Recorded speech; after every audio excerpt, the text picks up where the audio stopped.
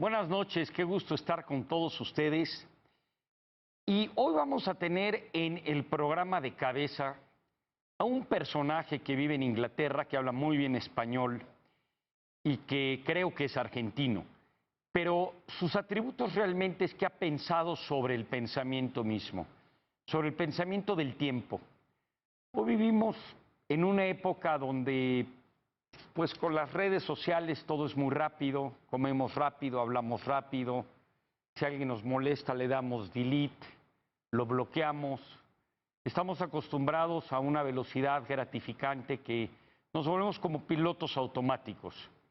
Carlos Noré se detuvo, se fue como que al palco y empezó a ver el partido de fútbol a la distancia, se fue, como se dice, al balcón a ver a la gente y a los árboles y al bosque en su conjunto a la distancia. Y a preocuparse, bueno, ¿cuál es el propósito de la vida y qué estamos haciendo mal? Con base en ello escribió un libro que ha sido un bestseller. Además, Carlos es un gran amigo y este libro es en español conocido como El elogio a la lentitud. En inglés se llama The Slow Movement. Carl, bienvenido a tu programa de cabeza. Es un honor tenerte con nosotros. Muchísimas gracias, Andrés. Es siempre un gran gusto estar con vos. Oye, te pregunto nada más para que la gente te conozca, pero con tus propias palabras y con el manejo del tiempo que tú quieras, porque ya hablaremos del tiempo en este programa. ¿Quién eres? Preséntate para los que no han tenido el gusto de conocerte. ¿Y en qué estás ahora? ¿Qué estás escribiendo ahorita? Y bueno, yo soy un ser bastante curioso, ¿no? Tengo mucha curiosidad por las cosas y por eso me lancé a una carrera de periodista al principio, ¿no? Así que trabajé como periodista, como corresponsal durante 10, 11 años. Estuve basado en Buenos Aires casi 3 años. Me enamoré de América Latina y siempre he tenido algo así como un complejo de cómo salvar el mundo. Entonces, para mí el periodismo era un mecanismo, una herramienta para salvar el mundo, ¿no? Y después de 10, 11 años me di cuenta de que no me iba a salir en ese ámbito. Necesitaba cambiar de foro, ¿no? De plataforma. Entonces, me lancé más bien a los libros y a este movimiento slow, ¿no? Que yo era un correcaminos total y un día me tocó un momento de profunda epifanía cuando me di cuenta que había perdido la brújula, cuando empecé a leerle cuentos a mi hijo y mi versión de Blancanieves tenía apenas 3 enanitos. Yo era tan acelerado y llega al punto, estaba coqueteando con comprar un libro titulado Los cuentos para dormir en un minuto, o sea, Blancanieves en 60 segundos. Y fue en ese momento que me di cuenta que no puedo seguir así, había perdido totalmente la cabeza, el camino. Entonces me lancé a hacer una investigación sobre mi propia adicción a la velocidad, a la prisa y también para entender el entorno, el marco global. Y volví de un par de años de investigaciones por todo el mundo con el libro de Elogio de la Lentitud, que pasó a ser algo así como la Biblia, ¿no? La piedra angular de este movimiento slow. Entonces llevo ya casi, hagamos la cuenta, ¿no? 15 años, ¿no? En esto, ¿no? Luchando contra el Y, virus de la prisa. y posteriormente escribiste otro libro que también tiene que ver con la educación y la formación de la gente.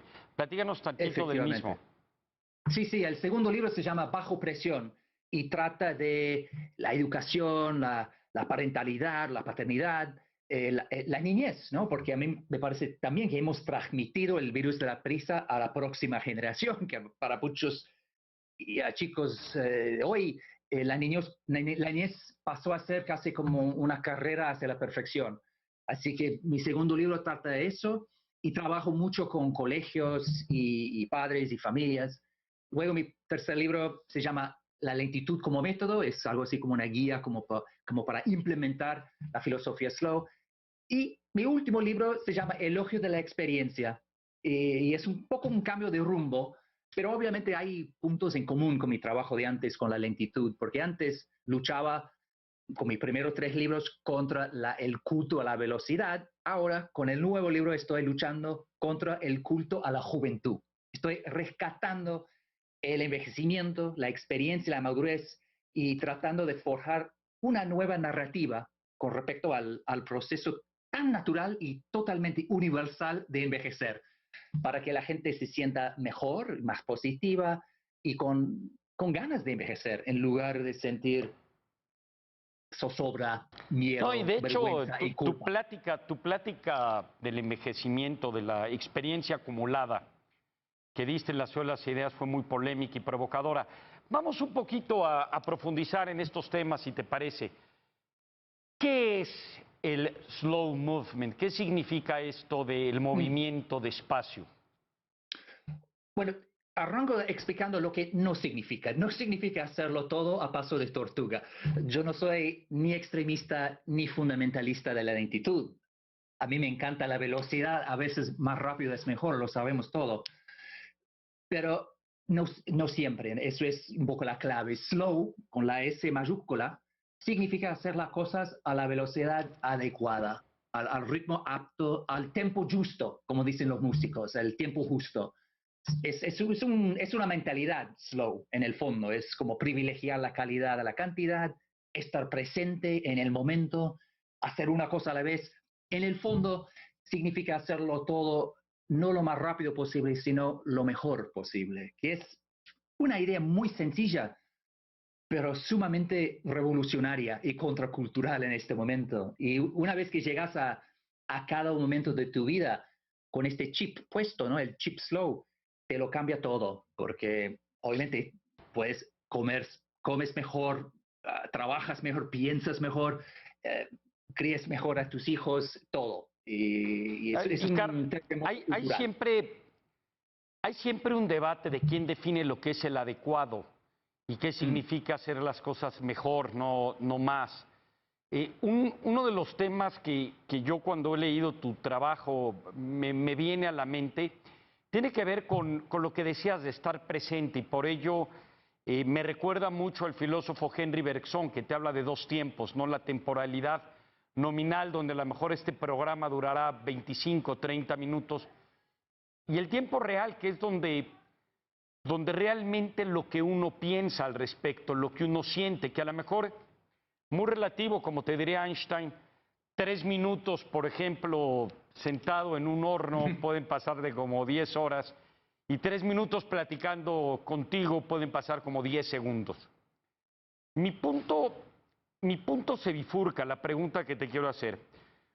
Una es, lo que estás proponiendo es tomar mucho mayor conciencia de lo que vivimos, es apreciar cada instante infinito de la existencia, es entrar a tu normalidad de tu piloto automático, pero de repente detenerte, decir, ¿por qué estoy haciendo lo que estoy haciendo? Estoy realmente saboreando la comida, estoy realmente escuchando a la persona con la que hablo, estoy realmente contándole un cuento a mi hijo para dormir. Más que nada, no eso que se haga rápido o despacio, sino ponerle mucho más atención a lo que hay que ponerle atención. ¿Lo he entendido bien o...? Lo has entendido perfectamente bien. Es algo, de hecho, algo muy personal. O sea, cada uno tiene un metrónomo interno personal. O sea, lo que es rápido para mí puede ser muy lento para vos. Y lo que es más o menos bien para ella puede ser muy rápido para otro. Y la cuestión pasa, bueno, pasa por esto, ¿no? Que la presencia, y es algo que se mide desde por dentro, ¿no? Yo no puedo opinar, o puedo opinar, pero no puedo juzgar y no puedo entender a ciencia cierta si tú estás viviendo a la velocidad adecuada para ti. Eso lo tienes que saber tú, lo tienes que medir tú, midiendo la calidad de la experiencia, la duración del recuerdo del momento, tu salud física y mental, la sensación de profundidad, de textura en tu vida.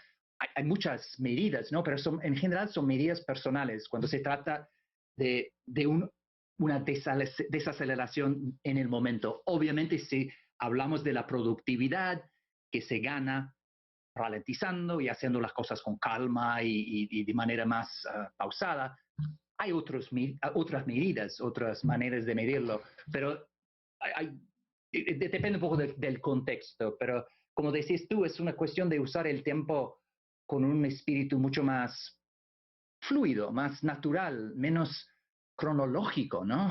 Y eso es algo que, a mi juicio, ha surgido mucho en estos últimos meses porque con la pandemia y el encierro, la cualidad del tiempo ha cambiado. Yo creo que para mucha gente algunos momentos parecen larguísimos, otros muy lentos. Es como que el tiempo se ha convertido en algo mucho más moldeable, más elástico. Y yo creo que es una buena lección entender que no hay solo un tiempo. Es como dijo uh, Quijote, ¿no? Cervantes, que no todos los tiempos son iguales, ¿no? Hay diferentes tipos de tiempos. Y yo creo que eso tendría que ser una gran moraleja de este momento, es recuperar una relación más matizada y más sutil y más rica con el tiempo, más Así humana es. también.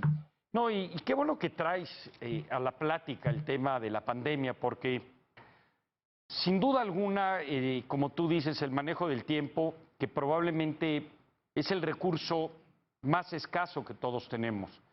Es decir, es muy interesante que tú has escrito sobre el manejo del tiempo en todos tus trabajos y sobre lo que es y cómo hay que educar y presionar, no presionar y esperar o no esperar de un niño o de un adolescente, y ahora escribiendo sobre la vejez. Pero al final de cuentas la palabra experiencia y todo esto está correlacionado con lo del tiempo. Y en esta pandemia, pues probablemente algunos han tenido pues la oportunidad de detenerse porque el tiempo de alguna manera ha dejado de rotar, se ha parado de alguna manera metafórica. Y en este sentido, pues sí hay gente que se ha puesto a escribir, otros a separarse de su pareja, otros a casarse, algunos a tener hijos, otros a ver series. Mucha gente que no ha tenido la posibilidad de este lujo, porque aún no tienen probablemente ni la casa para darse un lujo y retraerse, se han preocupado mucho por sobrevivir, por tener algún ingreso y trágicamente para algunos se ha muerto un ser querido o ellos mismos se han enfermado. Pero yo creo que el común denominador en todos en este momento es una fuerte reflexión del tiempo, de ser, de ser para la muerte, de que estás antes y después y que aunque todos estamos, no digo conscientes, pero que sabemos que tenemos un tiempo de oportunidad para vivir. Pero cuando te confrontas a una pandemia y ves lo que está sucediendo, el sentido del tiempo y tu ser para la muerte, pues cambia de manera radical. ¿Tú crees que esto, más allá de quien ha leído tus libros, tomado tus cursos y que tú has entrenado, porque sé que has sido un coaching, que has hecho una asesoría muy buena con mucha gente, ha sido como que un pase automático, un fast track, como se dice en Estados Unidos, para que la gente se detenga y empiece a vivir las cosas diferente? Es decir, ¿esto te ha ayudado a tu movimiento de alguna manera? Yo creo que sí. Yo creo que lo que estamos viviendo ahora es un gran reseteo, un gran momento de rebotear el mundo, porque la pandemia ha forzado al mundo a ralentizar, a ir más lento, ¿no? Y obviamente no soy fan de la pandemia y nunca hubiera querido imponer una pandemia en el mundo, pero hay que ver que hay siempre algún lado positivo. Yo creo que en estos últimos meses muchos de nosotros hemos recuperado la reflexión en general. Es algo que se sacrifica en el altar de la velocidad y la prisa, es la reflexión. Caemos en un carrusel interminable de reacción y nunca reflexionamos y nunca nos confrontamos a las grandes preguntas como ¿quién soy? ¿Cuál es mi propósito en este mundo? ¿Qué es lo que de verdad importa en mi vida? Estas son preguntas que requieren tiempo, espacio, libertad para soñar despierto, para estar con una idea, luego marcharte y luego volver a enfrentar la idea. En una vida hiper ocupada, hiper estimulada, hiper distraída, no entra la reflexión. Y yo creo que mucha gente en estos meses ha vivido momentos de reflexión profunda y a raíz de eso ya se ve, se lee, por ejemplo, en las redes sociales y en los medios de comunicación y en nuestros propios círculos sociales.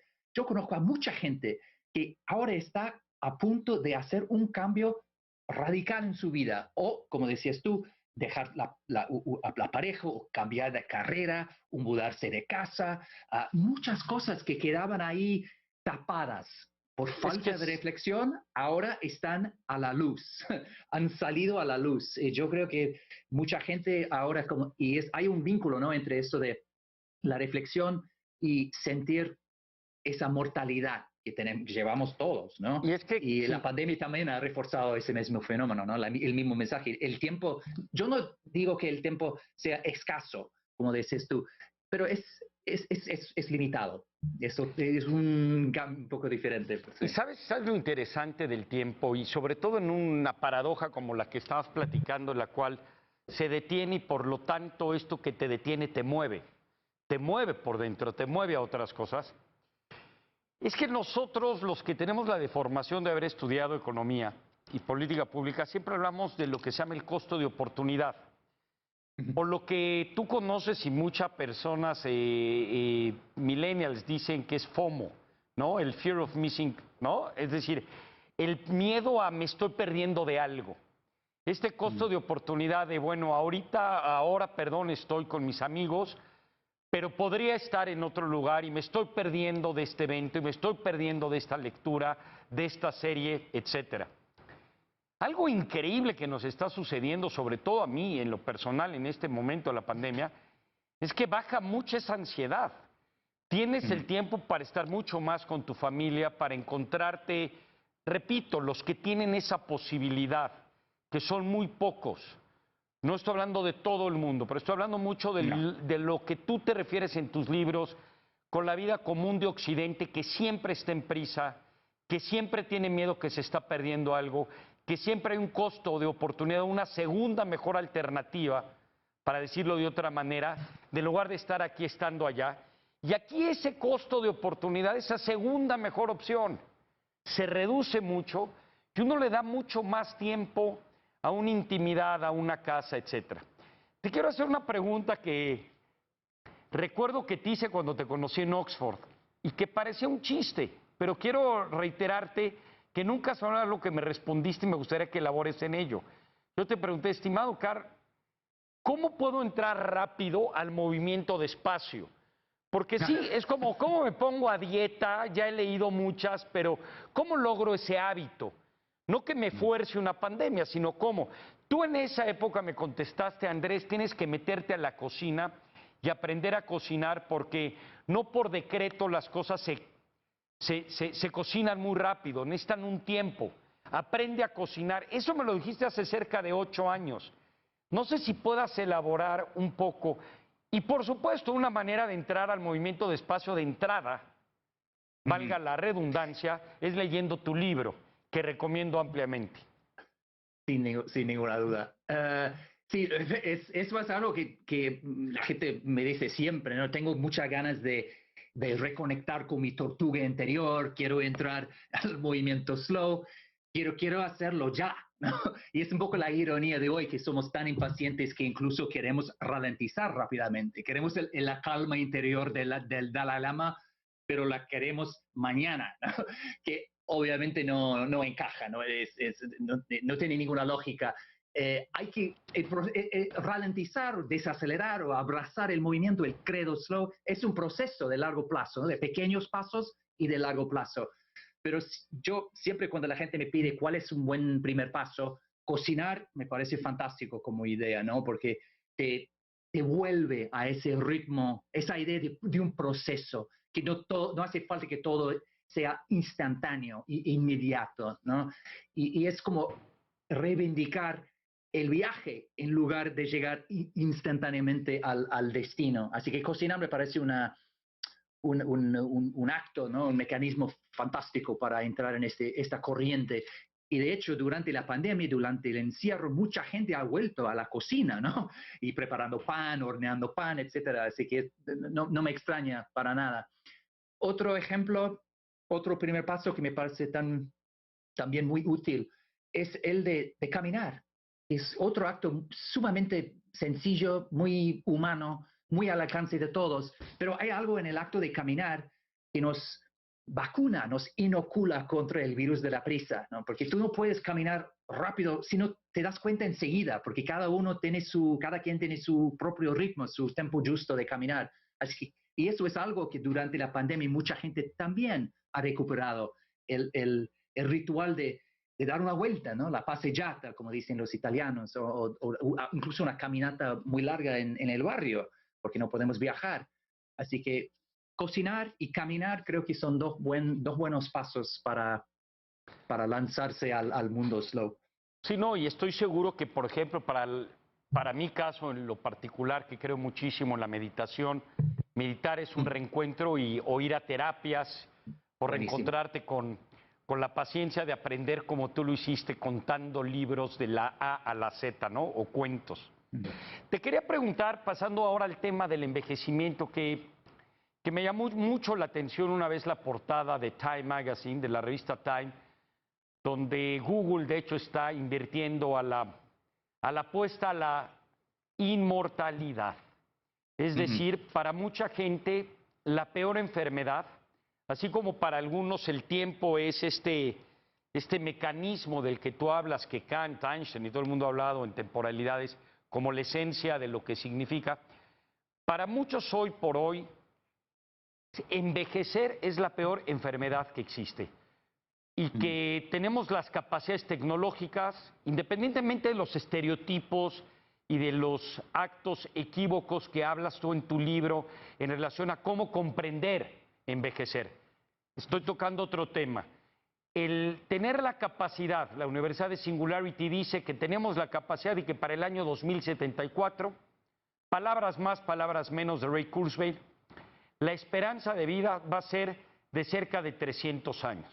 Claro, van a haber implicaciones. Imagínate casarte y que te diga el padre, el rabino, o quien sea, hasta que la muerte nos separe, son 300 años. Pero ¿tú realmente crees que envejecer es la enfermedad a vencer? Que antes vivíamos 40 años, hace 100 años, la esperanza de vida en los países desarrollados es de 80, que qué bueno y que pronto vamos a vivir probablemente 200 o 300 como hoy se vive en 80. No, para mí la gran enfermedad no es el envejecimiento en sí, la gran enfermedad es el culto a la juventud, que hace que el envejecimiento se convierta en una cruz, ¿no? Una maldición. Y lo que más me llama la atención en las investigaciones que hice para este último libro, ¿no? El elogio de la experiencia, es que el edadismo, ¿no? Discriminar y tener estereotipos negativos con respecto al envejecimiento, el edadismo es en el fondo una profecía autocumplida. O sea, si tú abrazas el culto a la juventud y si tú crees que envejecer es un proceso negativo de declive, de depresión, de demencia, de pérdida, etcétera, etcétera, lo va a hacer. O sea, aumentas la probabilidad de que sufras de problemas de salud físico y salud física y mental, etcétera, de demencia y de una muerte temprana. Así que para mí el gran problema es la actitud que tenemos con respecto al envejecimiento. Ahora, vuelvo a la primera parte de tu pregunta, lo de extender la vida hasta no sé cuándo. Por ahora eso es pura ciencia ficción y yo no estoy convencido de que vayamos a llegar a ese punto. Nunca se sabe, nunca se sabe. Por ahora yo creo que la gran batalla que tenemos por delante no es pensar o imaginar lo que haríamos con 3 siglos de vida. Tenemos que reinventar nuestro enfoque con respecto a vidas de hasta 100 años, que realmente en este momento estamos entrando o ya estamos en una época de oro, ¿no? Dorada para envejecer. Nunca ha sido un momento en la historia humana mejor para envejecer. Desafortunadamente se nos terminó el tiempo. Platicar contigo siempre es un placer. Nos haces pensar Igualmente. y sobre todo nos haces tomar acciones de lo que pensamos para vivir de mejor manera. Te mandamos un muy, muy cariñoso saludo y espero que tú y toda tu gente se encuentren muy bien y que nos aceptes la invitación para otro programa, porque siempre hay mucho, mucho que aprender de ti. Muchísimas gracias, Carl. Muchas gracias, Andrés. Un gran abrazo. Un abrazo afectuoso, muy amable. Señoras y señores, ¿qué opinan ustedes? Yo creo que podemos empezar por leer los libros de Carl Honoré. Si les preocupa mucho la educación de sus jóvenes, la presión que se les está poniendo, cómo se les exige entrar a determinado sistema universitario y etcétera, etcétera, etcétera, les recomiendo mucho su libro de Bajo Presión. Si les importa y les preocupa el manejo del tiempo, el sentido de la vida y su momento adecuado, su tonalidad adecuada, sus otros 3 libros son extraordinarios, sobre todo el elogio al tiempo. ¿Y por qué no? El elogio a la experiencia. Porque para gente como Camus y muchos otros, ese es el sentido de la vida. Muchas experiencias en este poco tiempo examinando lo que estamos viviendo. Muchas gracias, quédese aquí en ADN 40. Nos vemos el próximo domingo. Buenas noches.